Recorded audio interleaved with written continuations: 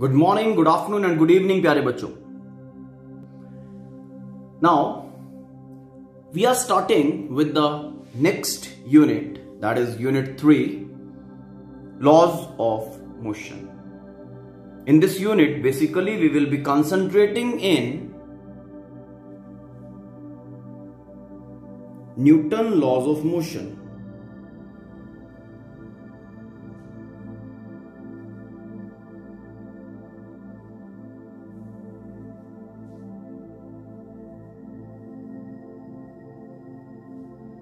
Okay, going ahead with Newton laws of motion, we will be concentrating in inertia,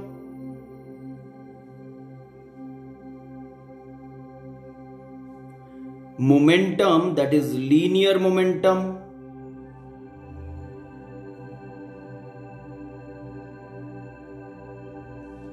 force, impulse, and so many other things. Okay, friction also we will be concentrating in. Fine, but we will be, whatever quantities we will be going through, that all we will be doing when going with Newton laws of motion, when dealing with Newton laws of motion. So to move ahead and develop the situations for Newton laws of motion, the very first thing which we need to study, that is inertia.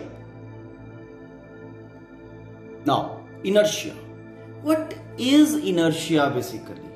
ठीक है, किस particular चीज को और कैसा सा वो देखने में लगता है, ओके, कैसा सा उसका फील है, ओके, जिस पर्टिकुलर क्वांटिटी को हम इनर्शिया कहते हैं.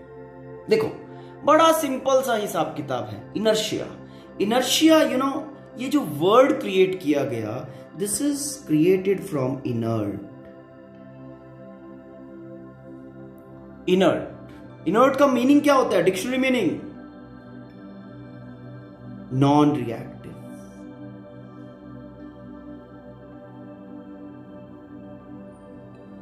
Okay, so the degree of non-reactivity associated with a body, the degree of inertness associated with a body is called as inertia. This is one of the way to define inertia. Now, अब मैंने यहां पे लिख दिया non reactivity और inertness. अब आप simple way में पूछ सकते हो, सर इसका क्या मतलब है? पूछ सकते हो ना. Okay, let's explore this particular thing to understand inertia in a better way. Now non reactivity का जो मतलब है ना, बेसिक मीनिंग, मैं कुछ स्टेट्स लिख रहा हूं. क्या हो सकती है एक बॉडी की states? The body may be at rest, one of the state. The body may be moving, may be in motion, or it may be moving along particular direction. These are the three states. Okay, now if a body is at rest, it will continue to be at rest. It is unable to change its state by itself. Body in motion will remain in motion. It is, unable to change its state by itself. Okay? Or body going along particular direction. Fine, body going along particular direction. It will keep going along that very direction only. It is, unable to change its state by itself. ये अपनी direction को change करने में सक्षम नहीं है. It is not having that ability. What I said, a body at rest will continue to be at rest. A body in motion will remain in motion. Okay? Or a body moving along particular direction will keep going along the same direction. These bodies in these states are, having a kind of inability associated with it, okay, to change its state by itself. Now, this property, this inability,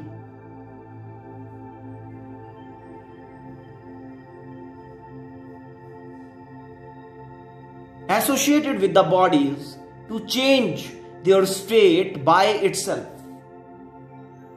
without the application of any external force is called inertia. आराम से इसको pause करके read करो. Okay, this is the thing, okay, which basically helps us to define inertia. तो inertia of a body is basically its any inability, degree of inability to change its state by itself. अब state में क्या क्या है? Rest का भी हो सकता है, motion, moving along a straight line. ठीक है. अब देखो, इनर्शिया को अगर थोड़ा डिटेल में और समझ सकते हो तो एक सिचुएशन और लेते हैं. आप बॉडी को रेस्ट से मोशन में लेके आना चाहते हो. You want to have the body from rest to motion. मतलब एक बॉडी रेस्ट में था, आप उसको मोशन में लेके जाना चाहते हो. क्या करोगे? फोर्स अप्लाई करोगे. ठीक है. अब हमने क्या किया, दो सिचुएशंस लेते हैं यहां पे. एक लेते हैं टेनिस बॉल,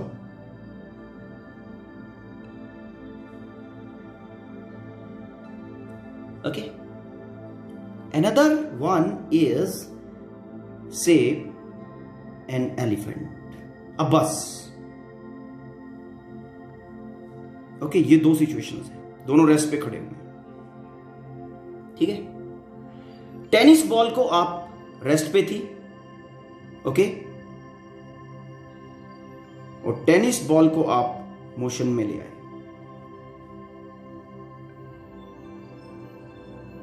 बस रेस्ट पे था, आप उसको मोशन में ले आए.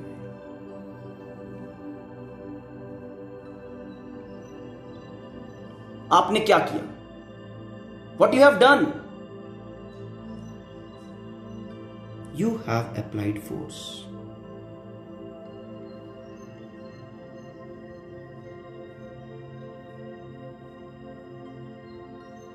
नाउ जो क्वेश्चन है वो ये है, क्या टेनिस बॉल को रेस्ट से मोशन में लाने के लिए और बस को रेस्ट से मोशन में लाने के लिए सेम फोर्स लगाना पड़ा? Answer is no. Force required to be applied for this situation, tennis ball, okay, rest to motion जा रहा है, लेट F1, बस रेस्ट टू मोशन जाना है, फोर्स F2. तो force required to be applied in case 2, that is F2 has to be greater than F1. ठीक है.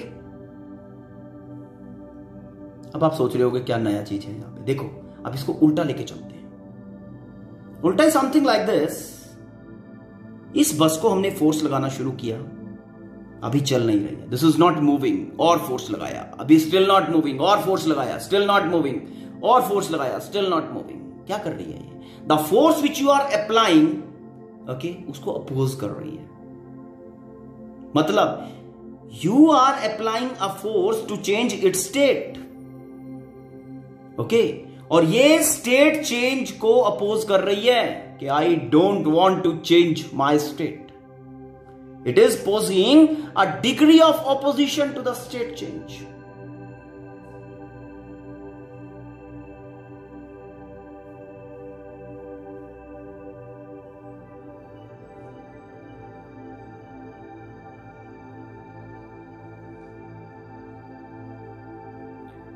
Degree of opposition to state change.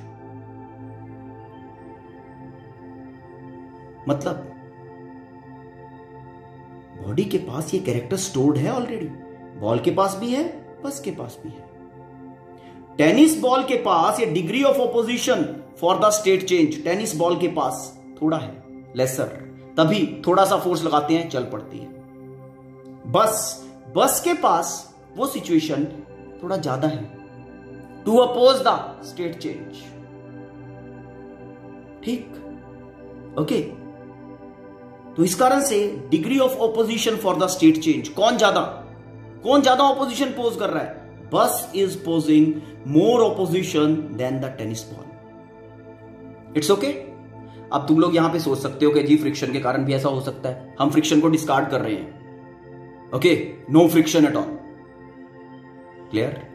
बस फिर भी ज्यादा अपोज करेगा, ठीक है ना, स्टेट चेंज। आपको ज्यादा फोर्स लगाना पड़ेगा। ज्यादा फोर्स क्यों लगाना पड़ रहा है? क्योंकि बस ज्यादा ऑपोजिशन पोज कर रहा है स्टेट चेंज के लिए, जब हम उसको रेस्ट से मोशन में ला रहे हैं। सेम थिंग, जब आप मोशन से रेस्ट में लेके आते हो, बस के लिए ज्यादा एनफोर्समेंट लगाना पड़ता है, ज्यादा बड़ी ब्रेक लगानी पड़ती है। और एक टेनिस बॉल आ रही है, बड़े आराम से आप हल्का सा एनफोर्समेंट लगा के उसको कैच कर लेते हो। मतलब जो टेनिस बॉल है, that is allowing the state change easily, and bus is allowing the state change with a kind of difficulty. Okay, ज्यादा फोर्स लगाना पड़ता है उसका स्टेट चेंज करने के लिए। इसका मतलब bus is able to oppose the state change by more factor in comparison to tennis ball. तो this degree of opposition posed by the bodies, bus और tennis ball or any other body, when we try to change its state is called as inertia. Same thing, देखो कितने veg में बता रहा हूं। This is another way to define inertia. ठीक है, अब देखो, बस ने ज्यादा ऑपोजिशन पोज किया, टेनिस बॉल ने कम किया। इसका मतलब इनर्शिया किसका ज्यादा है? बस का। Bus has more inertia than tennis ball. क्यों भाई? इनर्शिया बस का ज्यादा क्यों है? किस फैक्टर पे डिपेंड करता है? बॉडी के मास के ऊपर डिपेंड करता है। Okay, inertia of a body depends on mass. Inertia bus का more in comparison to inertia of tennis ball. Why? Because mass of bus is greater than mass of tennis ball. It's okay. तो यहां से आप कह सकते हो कि inertia of a body is directly proportional to mass. और directly proportional में यहां पे एक रॉन्ग सा इंप्रेशन दे रहा हूं। बेसिकली जितना मास है उतना इनर्शिया।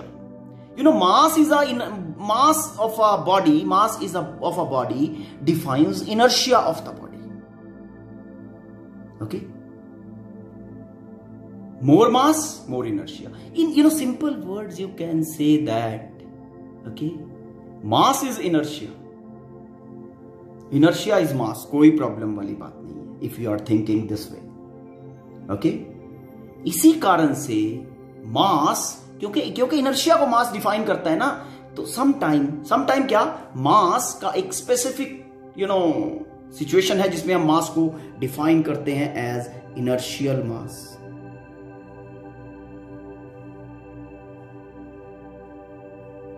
ओके, मास इनर्शिया को डिफाइन करते हैं, इस कारण से इनर्शियल मास कहा गया इसको, इनर्शियल मास। ओके, तो a body which have more mass will be having more inertia, a body having lesser mass will be having lesser inertia. Okay, inertia, we have defined in one is inability of a body to change its state by itself. जितना ज्यादा inability होगा उतना ज्यादा inertia. ठीक है, और फिर उसको रिवर्स वे में, उल्टा वे में डिफाइन कर रहे हैं कि बॉडी के ऊपर फोर्स लगानी शुरू कर दो। जितना बॉडी उस फोर्स को अपोज करेगी, opposition posed by the body when we try to change its state by applying force, external force apply करके जब उसका स्टेट चेंज करने की कोशिश करते हैं, ओके, तो जो ऑपोजिशन बॉडी पोज करती है, that basically is inertia. As mass is inherent property of a body, एक बॉडी है तो मास है, ठीक है ना, तो बॉडी है तो इनर्शिया है। Inertia is inherent property of the body.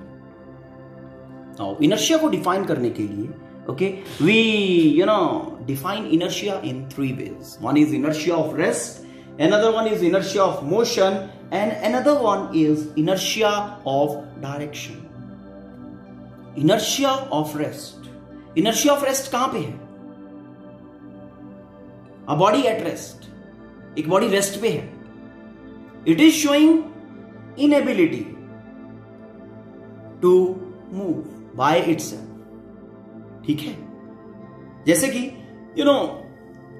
बस के अंदर you are sitting, bus is at rest, you are sitting, ठीक है। ड्राइवर एकदम से बस स्टार्ट करता है और एकदम से एक्सेलरेट्स, क्या होगा? योर हेड मूव्स बैक, जाता है ना। आप घोड़े के ऊपर बैठे हो, घोड़ा रेस्ट पे आराम से खड़ा है, आप घोड़े के ऊपर बैठे हो, रेस्ट, घोड़ा एकदम से स्टार्ट मूविंग, आपका क्या होगा? आप पीछे गिर जाओगे। Why?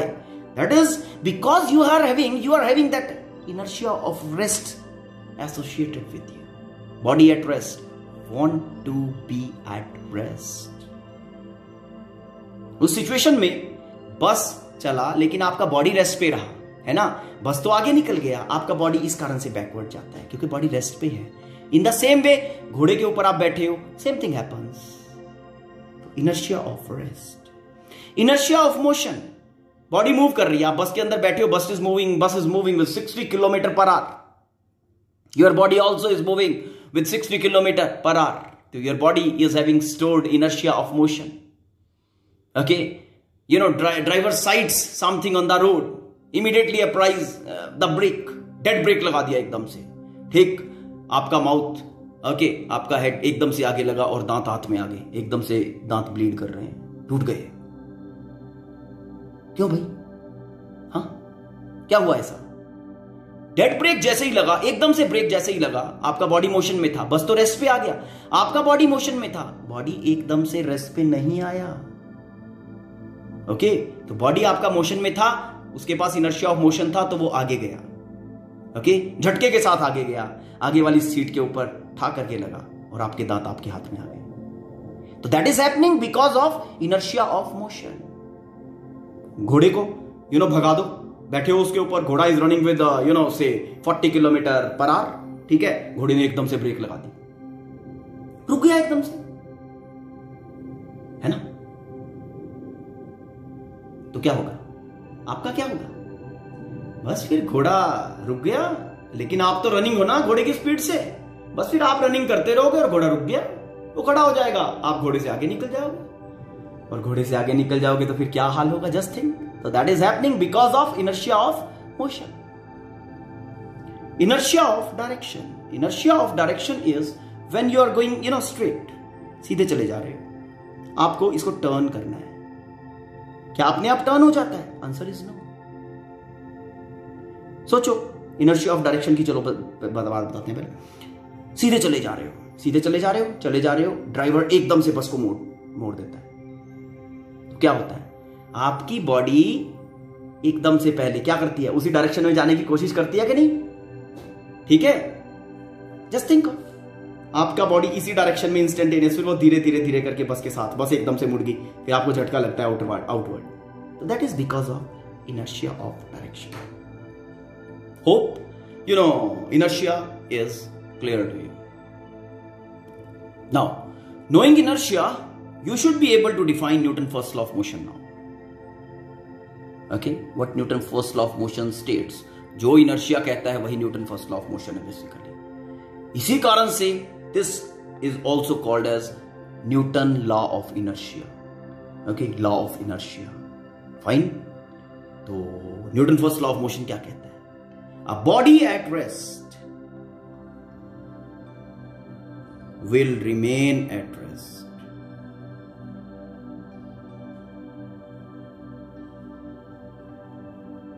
Body in motion will remain in motion, and body going along straight line will keep going along the same straight line.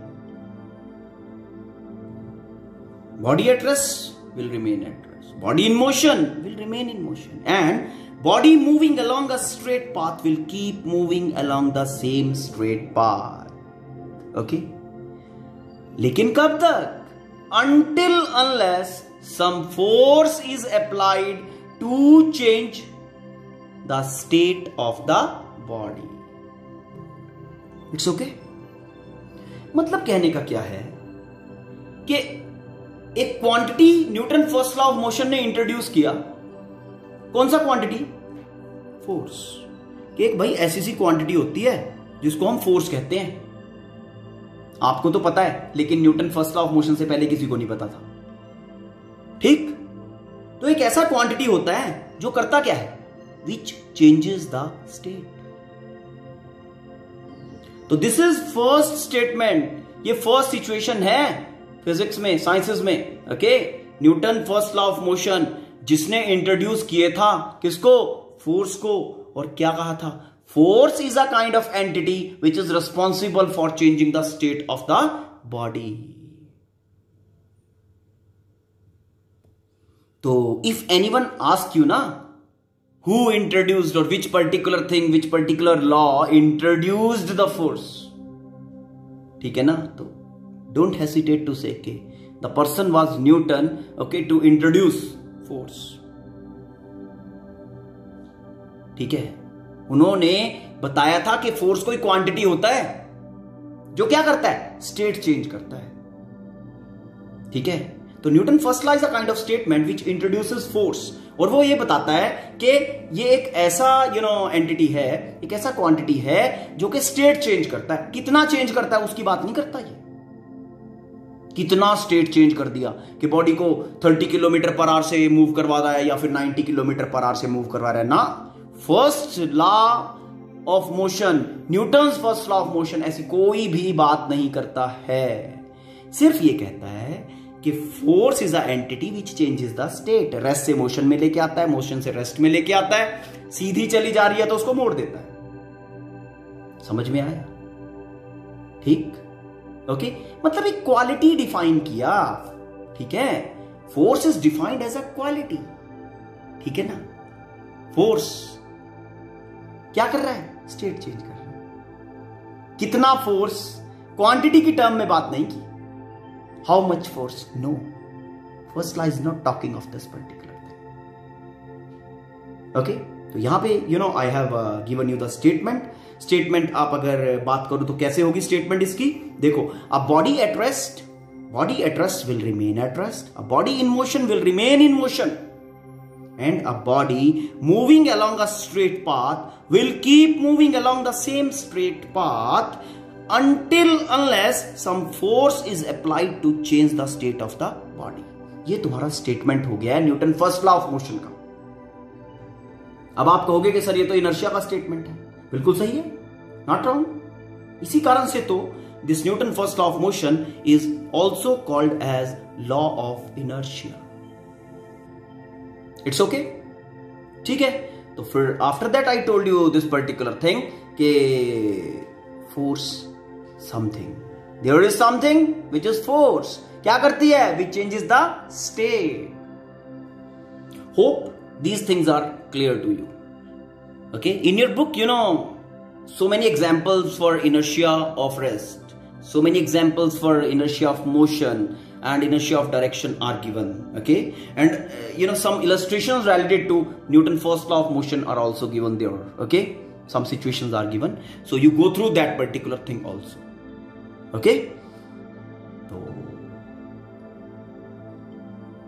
we will be taking some more things related to Newton law in our next lecture. Okay? Till then you enjoy. Thank you. Have a nice day.